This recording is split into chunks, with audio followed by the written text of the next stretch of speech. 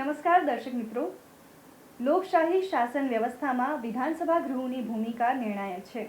ચૂંટાયેલા જનપ્રતિનિધિઓ દ્વારા ગૃહમાં રજૂ કરવામાં આવતા પ્રશ્નો રાજ્યના વહીવટીતંત્ર અને નીતિ ઘડતરની પ્રક્રિયાને દિશા આપે છે.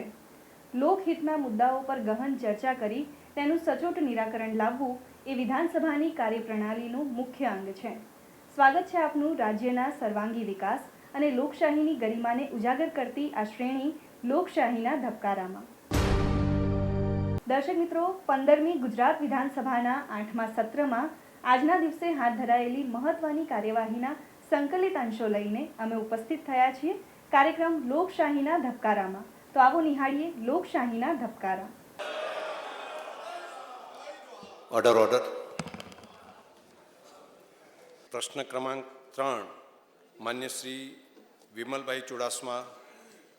માનનીય અધ્યક્ષશ્રી, આપના માધ્યમથી હું પૂછવા માગું છું કે ઘેડ વિસ્તારમાં જળ સંપત્તિ વિભાગ દ્વારા છેલ્લા 2 વર્ષમાં કેટલા ગ્રાન્ટ ફાળવવામાં આવી, ત્યારે મને જવાબ દેવામાં આવ્યો કે 32.14 કરોડ 2024માં અને 2025માં 14.10 કરોડ. ત્યારે ઘેડ વિસ્તારમાં 2026માં વધારાની રકમ ફાળવવા માગો છો કે નહીં? માન્ય મંત્રીશ્રી. માન્ય અધ્યક્ષશ્રી, સૌરાષ્ટ્ર વિસ્તારની અંદર ઘેર વિસ્તાર આવેલ છે. એમાં સાહેબ સૌરાષ્ટ્રમાં પોરબંદર,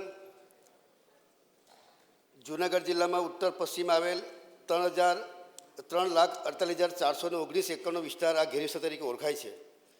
માન્ય અધ્યક્ષશ્રી, ત્યાં ત્રિકોણ પ્રદેશ બનવાને કારણે, જે અતિશય વરસાદ પડવાના કારણે અને ભરતીના પાણી આવવાના કારણે નદી છીછરી થઈ ગઈ છે, કાંઠા પણ એના સરખા થઈ ગયા છે.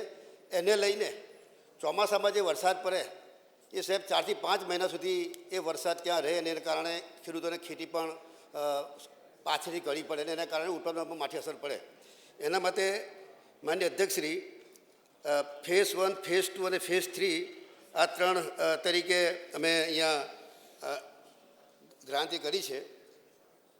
31/12/25ની સ્થિતિએ વપરાયેલ રકમની વાત કરું સાહેબ, જૂન 2026 સુધીમાં 2026-27માં ઘેર વિસ્તાર માટે 326 કરોડની બજેટ જોગવાઈ કરવામાં આવેલી છે.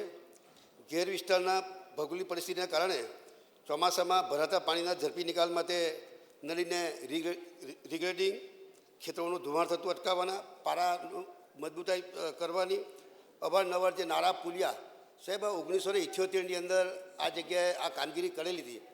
ભૂતકાળની વાત કરીએ સાહેબ તો આજથી 25-30 વર્ષ પહેલાં સૌરાષ્ટ્રના દુષ્કાળની પરિસ્થિતિ સર્જાતી, વરસાદ પણ ઓછો પડતો હતો. છેલ્લા 15-20 વર્ષથી સાહેબ વરસાદ પણ વધારે પડવાના કારણે જે ભૂતકાળમાં જે પુલિયા નાળા બન્યા હતા એ સાંકડા હોવાના કારણે પાણીનો ભરાવો થતો હતો. આ તમામ જે જૂના જે કામો ચેકડેમો એને તોડીને નદીને ઊંડી ઉતારીને એના પાળા બનાવીને જે ભૂતકાળની અંદર જે પાણી ભરાતું હતું એના માટેની 1500 કરોડની યોજના સાહેબ આ બનાવવામાં આવી છે. માન્ય શ્રી દેવાભાઈ માલમ. માનનીય અધ્યક્ષશ્રી, આપણા માધ્યમથી મંત્રીશ્રીને પૂછવા માગું છું કે ઘેડ વિસ્તારમાં પૂર નિયંત્રણ જળ સંચય માટે ખાસ યોજના અંતર્ગત પ્રથમ તબક્કામાં કયા પ્રકારની કામગીરી કરવાનો સમાવેશ થયેલ છે? અને મારો બીજો પ્રશ્ન એ છે, સદર કામગીરી પૈકી કયા પ્રકારની કામગીરી સ્થળ પર પૂર્ણ થઈ અને ગઈ છે અને કયા પ્રકારની કામગીરી સ્થળ પર પ્રગતિ હેઠળ છે અને તેનાથી શું ફાયદો થવા માટે? જે જવાબમાં આવી ગયું હોય તેનો ઉલ્લેખ નહીં કરતા. માન્ય અધ્યક્ષશ્રી, મેં વાત કરી તેમ હયાતરીને કેનાલનું ડિસિટિંગ કરવું, નદીનું ડિસિટિંગ કરવું, જે વૃક્ષો ઝાડી જંગલ થઈ ગયા છે એને દૂર કરવું અને સાહેબ કુલ જે 17 જેટલા કામો હાથ ધરવામાં આવેલા છે એ પૈકીનું એક કામ એ પૂર્ણ થયું છે અને બાકીના 16 કામો સાહેબ એ પ્રગતિ હેઠળ છે. માન્ય અમિતભાઈ ચાવડા. માન્ય મંત્રીશ્રીએ જણાવ્યું કે 1500 કરોડ રૂપિયાની યોજનાઓ જાહેર કરી છે, ત્યારે મારે માન્ય મંત્રીશ્રી પાસે એટલું જ જાણવું છે કે જો આ 1500 કરોડની યોજના મંજૂર કરી હોય તો ક્યાં સુધી પૂર્ણ કરવાનું એનું લક્ષ્યાંક છે અને એના માટે કોઈ ચોક્કસ મોનિટરિંગ કરીને આવતા ચોમાસા પહેલાં પૂર્ણ કરવા માગો છો કે કેમ? માન્ય અધ્યક્ષશ્રી, માન્ય સભ્યશ્રીએ જે વાત કરી તેમ કે ઘેર વિસ્તારના પાણીના નિકાલના અભ્યાસ માટે કલસંદરસિંહ સીન પ્રોજેક્ટ પ્રાઇવેટ લિમિટેડની નિમણૂક કરવામાં આવી છે. એના દ્વારા શ્રેણીની કામગીરી પૂર્ણ કરેલ છે. તેમજ કરાયેલ પ્રાથમિક અહેવાલના અનુસંધાને ઘેર વિસ્તારના પાણી નિકાલ માટે સરકારશ્રી દ્વારા 100થી ઘેર માટે તારીખ 16/1/25ના રોજ 1184.18 કરોડ, બરદા ઘેડ માટે 31/1/25ના રોજ રૂપિયા 350.01 કરોડ, આમ કુલ અંદાજિત રકમ સાહેબ 1534.19 કરોડ સૈદ્ધાંતિક મંજૂરી મળેલ છે. જે સભ્યશ્રીએ વાત કરી કે પાણી ભરાઈ રહે છે, ત્યારે મેં સાહેબ અત્યારે મેં વાત કરી કે ભૂતકાળની અંદર આટલો અતિશય વરસાદ પડતો નહોતો. છેલ્લા 15-20 વર્ષથી વધુ પડતો વરસાદ પડવાને કારણે જે નદી નાળા જે સાંકડા હતા એને કારણે જે પાણી ભરાતું હતું અને ખેડૂતોને સિઝનની અંદર પાક પણ લેટ એ કરવું પડતું, કારણ કે 4-5 મહિના સુધી પાણી સુકાતું નહોતું. પાણી સુકાયા પછી જે કરવું પડતું, જેથી કરીને આ નદીને ઊંડી ઉતારીને જે જૂના સ્ટ્રક્ચરો છે એને તોડીને આ પાણીનો નિકાલ થાય એ માટેની કામગીરી લીધી છે. તબક્કા વાઇઝ એ કામગીરી સૈદ્ધાંતિક મંજૂરી મળી ગઈ છે. આ બનતી ત્વરાએ આ કામગીરી ઝડપી થાય અને 2026 જૂન પહેલાં, વરસાદ પહેલાં આ કામગીરી પૂર્ણ થાય એ પ્રકારના અમારા પ્રયત્નો રહેશે. પ્રશ્ન ક્રમાંક 5 શ્રીમતી માલતીબેન મહેશ્વરી.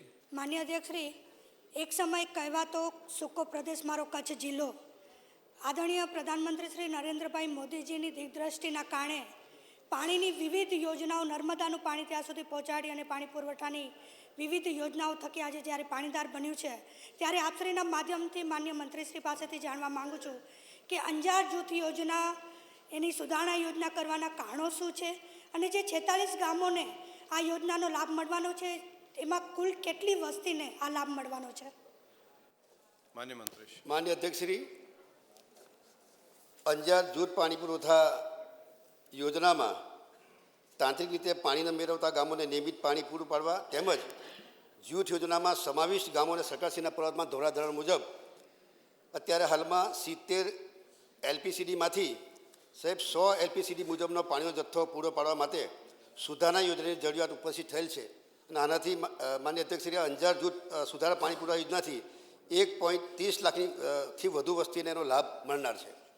પ્રશ્ન ક્રમાંક 6 માન્ય શ્રી પ્રદ્યુમનસિંહ જાડેજા. માન્ય અધ્યક્ષશ્રી, મારા વિસ્તાર અબડાસા, લખપત ને નખત્રાણામાં પંચાયતમાંથી એસ્ટેટમાં જે રોડ તબદીલ કરવાના છે એનામાં કેટલાની દરખાસ્ત આવી અને કેટલા કરવામાં આવ્યા અને નથી કરવામાં આવ્યા તો ક્યાં સુધી કરવામાં આવશે? માન્ય અધ્યક્ષશ્રી.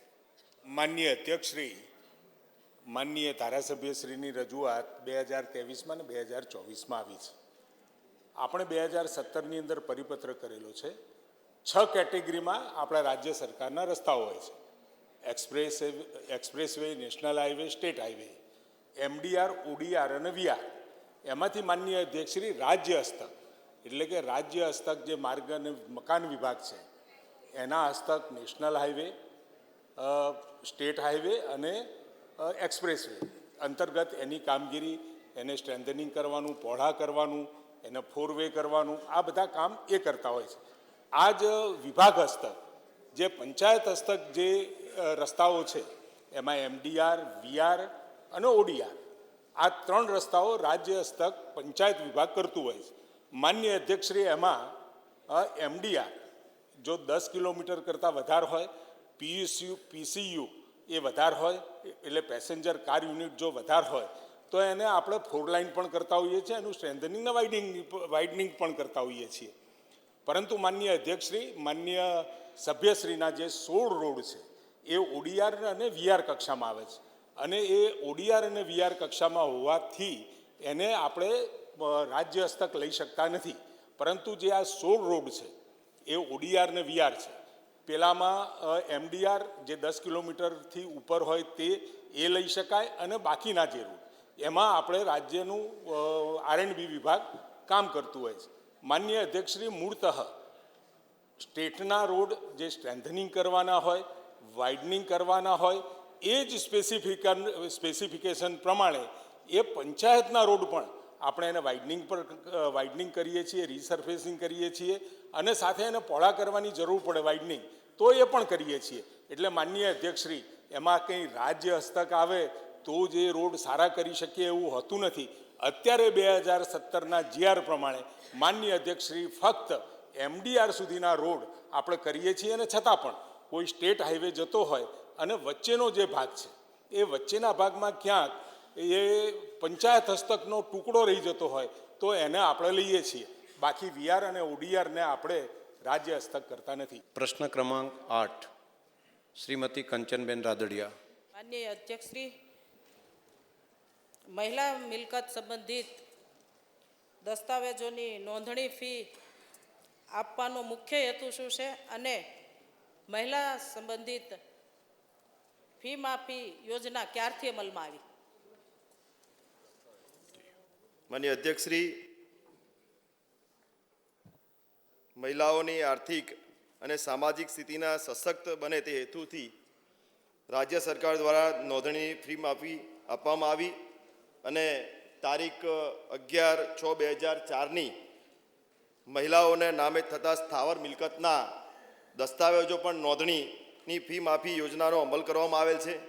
માનનીય અધ્યક્ષશ્રી, હું આ તબક્કે સન્માનીય ગૃહને યાદ અપાવવા માગું છું કે આ માહિતી યોજના વર્ષ 2004માં ગુજરાત રાજ્યના મુખ્યમંત્રી તરીકે આપણા યશસ્વી વડાપ્રધાન નરેન્દ્રભાઈ મોદી સાહેબ હતા કે જેમણે હંમેશા મહિલા અધિકારીઓની ચિંતા કરી છે.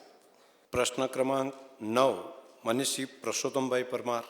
માનનીય અધ્યક્ષશ્રી, દુધરેજ વણા માલવણ પાટડી થઈ અને બેચરાજી સુધીનો આમ તો 2 લેન રસ્તો હતો.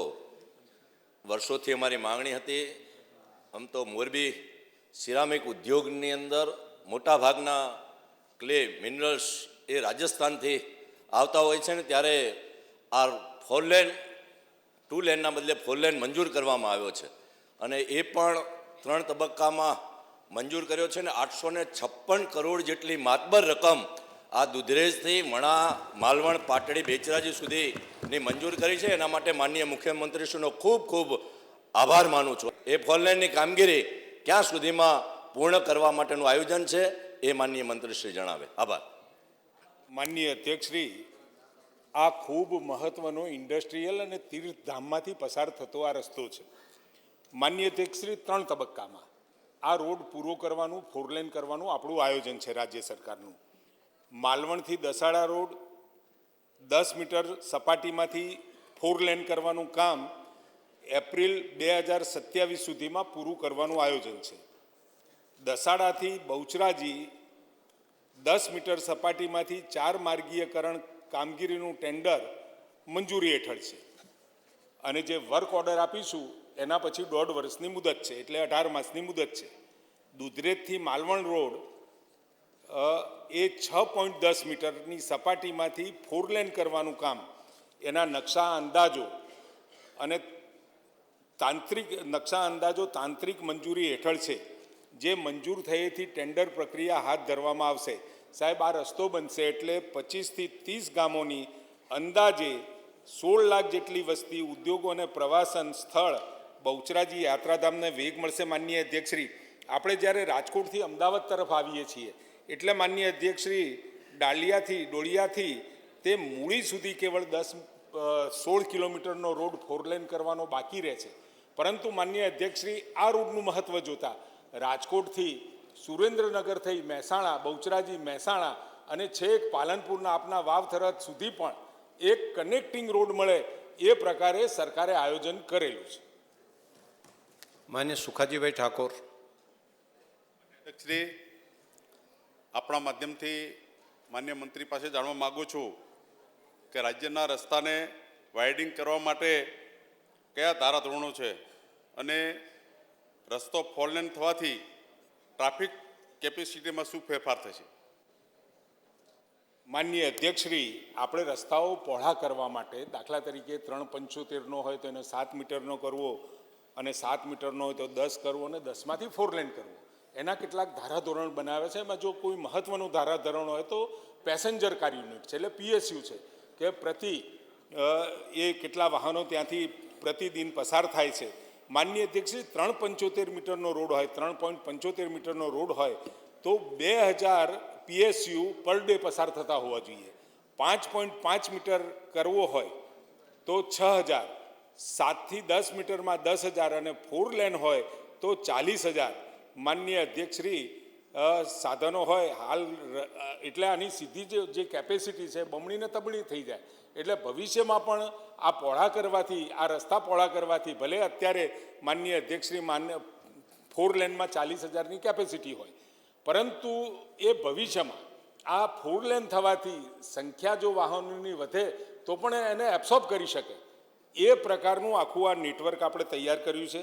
માનનીય અધ્યક્ષશ્રી, એટલે આ રાજ્ય સરકારની અંદર લોકોની સુખાકારી વધે અને ઝડપથી એક જગ્યાએથી બીજી જગ્યાએ જઈ શકાય, એટલે ઇન્ડસ્ટ્રીયલ ગ્રોથની સાથે રોડોનો પણ ગ્રોથ થઈ રહ્યો છે. પ્રશ્ન ક્રમાંક 10 માન્ય શ્રી માવજીભાઈ દેસાઈ.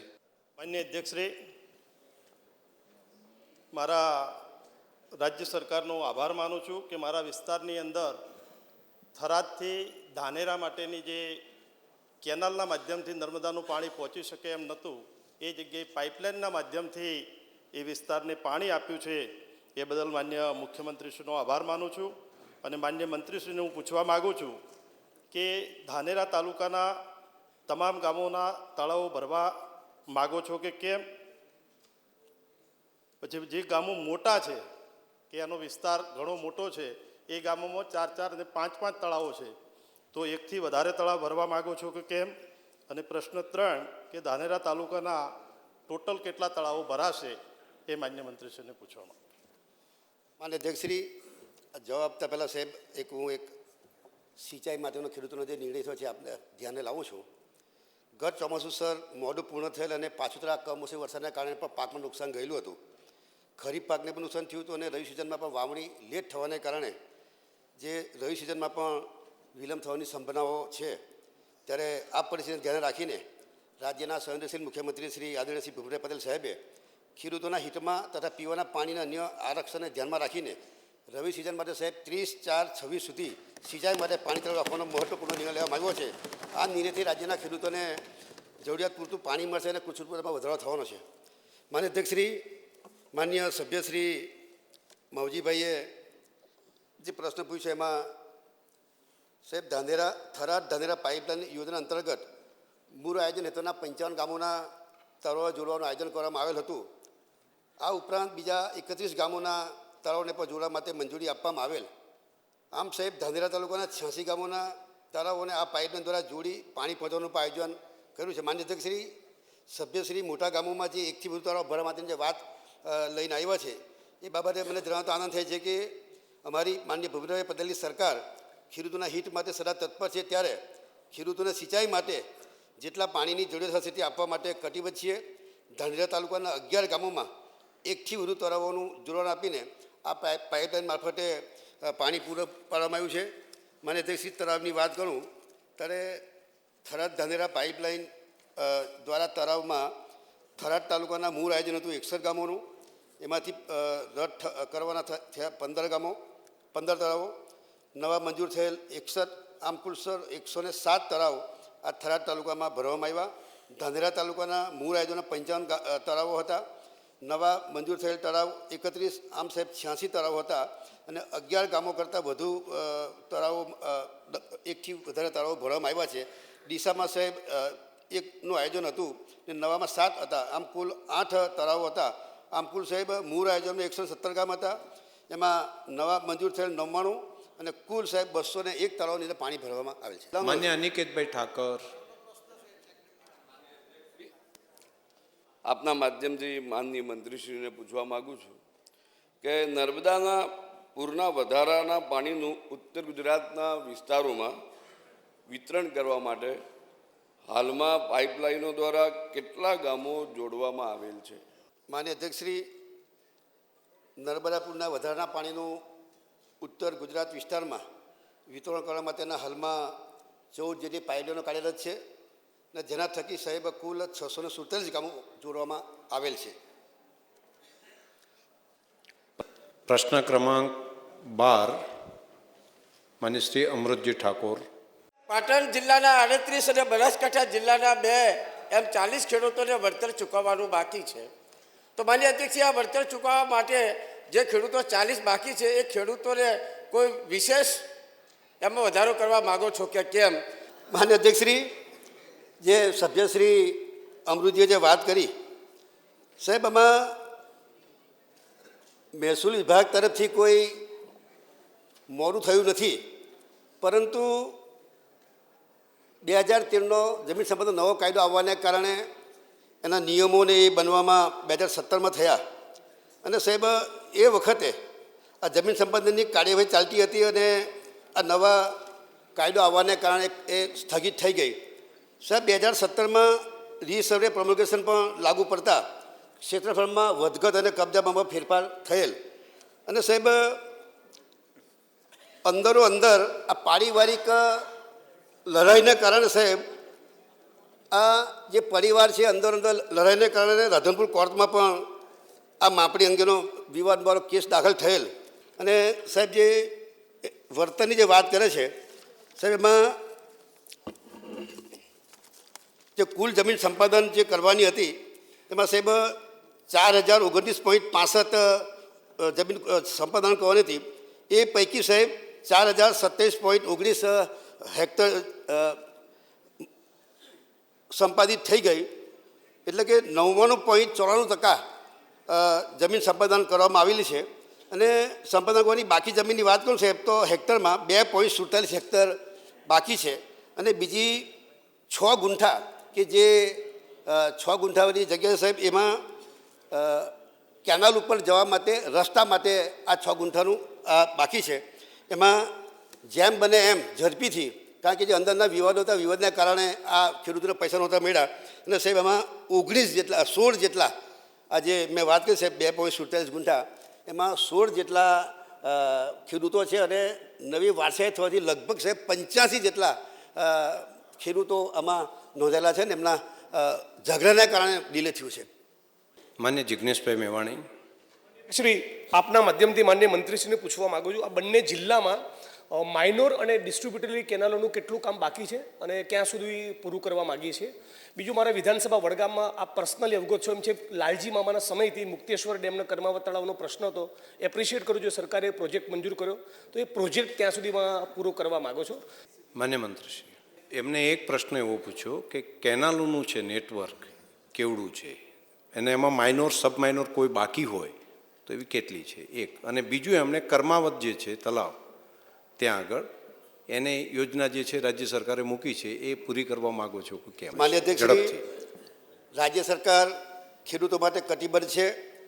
ખેડૂતોને સમયસર પાણી મળે, સિંચાઈનું પાણી મળે, પીવાનું પાણી મળે, એના માટે સાહેબ જે પ્રકારે કામગીરી કરી રહ્યા ત્યારે આજે જોઈએ તો જેમણે વાત કરી એમાં તમામ સંપૂર્ણ લંબાઈની કામગીરીમાં એ કામગીરી પૂર્ણ થયેલ છે અને જ્યાં જ્યાં પણ બાકી હશે ત્યારે સ્ટેપ બાય સ્ટેપ બાકીની કામગીરી પણ એમાં પૂરી કરવામાં આવશે. મારે ધ્યાન ઉપર 1-2 બાબતો દોરવી છે. ઘણી વખત ચર્ચા થઈ કેનાલોનું માઇનોર સબ માઇનોરનું વિશ્વની અંદર સૌથી મોટું નેટવર્ક હોય એવડું મોટું કિલોમીટરની અંદર આ નેટવર્ક ગુજરાતે બનાવ્યું છે. એટલે અનેક વખત આપણે નાના વિષય આવતા હોય. બીજું મારે અભિનંદન આપવા છે કે સરહદી વિસ્તારની અંદર રિમોટ એરિયાના આ બધા ગામોમાં 30 એપ્રિલ સુધી નર્મદાનું પાણી ચાલુ રાખવા માટેનો જે નિર્ણય કર્યો એ માટે પણ ખેડૂતો ખૂબ ખૂબ રાજ્ય સરકારને ખૂબ અભિનંદન. પ્રશ્ન ક્રમાંક 13 માન્ય શ્રી અરવિંદભાઈ લાડાણી. માનનીય અધ્યક્ષ શ્રી, જૂનાગઢ જિલ્લામાં વાલી દીકરી યોજનામાં કેટલા લાભાર્થીઓને લાભ મળ્યો તેની વર્ષવાઇઝ માહિતી આપો. માનનીય અધ્યક્ષશ્રી, જેવી રીતે સભ્યશ્રીએ વાત કરી, વાલી દીકરી યોજના થકી આપણા સમાજમાં દીકરીઓનું જન્મસ્તર વધે, એ સશક્ત બને અને ખૂબ શિક્ષિત થાય એ હેતુથી આ યોજના અમલમાં આવી. સભ્યશ્રીએ પૂછ્યું છે કે છેલ્લા 5 વર્ષમાં જૂનાગઢ જિલ્લામાં વર્ષભર એમને માહિતી જે માંગી છે માનનીય અધ્યક્ષશ્રી, વર્ષ 2020-21 દરમિયાન 44,664 લાભાર્થી હતા માન્ય અધ્યક્ષશ્રી. એવી જ રીતે વર્ષ 2021-22 દરમિયાન 69,903 લાભાર્થી, વર્ષ 22-23 દરમિયાન 60,757 લાભાર્થીઓ, વર્ષ 2023-24 દરમિયાન 61,628 લાભાર્થીઓ, એવી જ રીતે વર્ષ 24-25 દરમિયાન 51,583 લાભાર્થીઓ માન્ય અધ્યક્ષશ્રી આનો લાભ લીધો છે. માન્ય ગોપાલભાઈ ઇટાલિયા. માન્ય અધ્યક્ષશ્રી, આપણા ગૃહના સભ્ય શ્રી ચૈતરભાઈ વસાવાનો આજે જન્મદિવસ છે. હું એમને શુભેચ્છાઓ પાઠવું છું. માન્ય ચૈતરભાઈને જન્મદિવસની ખૂબ ખૂબ શુભકામનાઓ. આ ગ્રહ વતી પણ આપને ખૂબ ખૂબ શુભકામનાઓ. જૂનાગઢ જિલ્લામાં એક વર્ષની અંદર 3290 દીકરીઓને ફોર્મ ભરવામાં આવ્યા અને 3210 મંજૂર કરવામાં આવી. જે પ્રમાણમાં દીકરીઓનો જન્મ દર છે એ પ્રમાણમાં યોજનાનો લાભ લેનારી દીકરીઓની સંખ્યા સાહેબ બહુ ઓછી છે. સરકારનો ઉદ્દેશ સારો છે કે દીકરી જન્મે ત્યારે રજીસ્ટ્રેશન કરાવો, એટલે જ્યારે એનું પહેલા ધોરણમાં એડમિશન થાય ત્યારે પહેલો હપ્તો 4,000નો મળે અને 9મા ધોરણમાં આવે ત્યારે બીજો હપ્તો મળે. તો આપણે એવું કેમ ન કરી શકીએ કે દીકરીનો જન્મ જે દવાખાનામાં થાય ત્યાંથી જ ડોક્યુમેન્ટેશન થઈને ત્યાંથી જ ફોર્મ ફરજિયાત ભરાઈ જવું જોઈએ, જેથી કરીને તમામ જન્મનારી દીકરીઓના ફોર્મ ફરજિયાત આ યોજના હેઠળ ભરાઈ જાય. માન્ય અધ્યક્ષશ્રી, દીકરીઓને પ્રોત્સાહન, જન્મના પ્રોત્સાહનની સાથે સાથે કે અર્લી ચાઇલ્ડ મેરેજીસને પણ ક્યાંક ને ક્યાંક નિયંત્રણ આવે, એના માટે આપણે ક્યાંક ને ક્યાંક માતા પિતાના લગ્નનું સર્ટિફિકેટ પણ જરૂરી બનતું હોય છે. સાથે સાથે દીકરીની ઉંમર શું હતી જ્યારે એને લગ્ન કર્યું, તો એના માટે માન્ય અધ્યક્ષશ્રીની એલસીની પણ જરૂર પડતી હોય છે. અને આ પૈસા ડાયરેક્ટ ડીબીટી દ્વારા બેંકમાં જમા થવાના છે, એના માટે થઈને પાસબુકની પણ જરૂર પડતી હોય છે. તો જે કાગળની જરૂર પડે છે, જે ડોક્યુમેન્ટ્સની જરૂર પડે છે, માન્ય અધ્યક્ષશ્રીએ ખૂબ વિચારીને મૂકવામાં આવેલા છે અને બધાને લાભાર્થીઓને સાચી રીતે લાભ મળે એની ચિંતા કરવામાં આવી છે. એના માટે સાહેબ આ ડોક્યુમેન્ટ્સ ખૂબ જરૂરી છે. પ્રશ્ન ક્રમાંક 14, માન્ય શ્રી શૈલેષભાઈ પરમાર.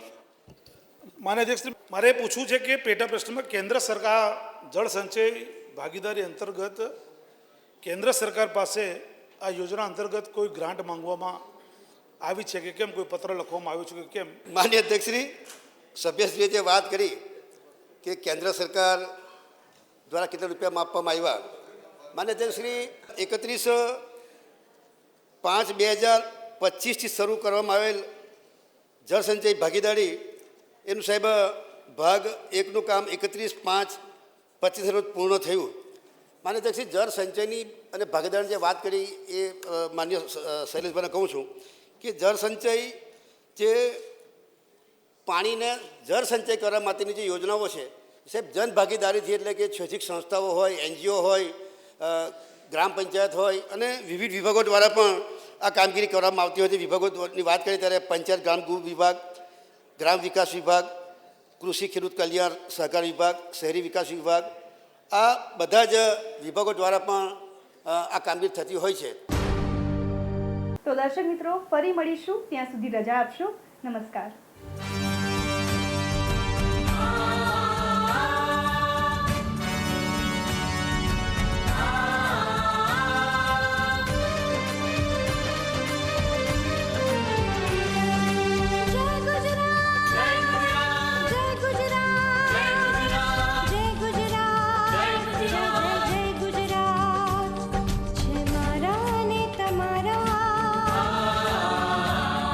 चलो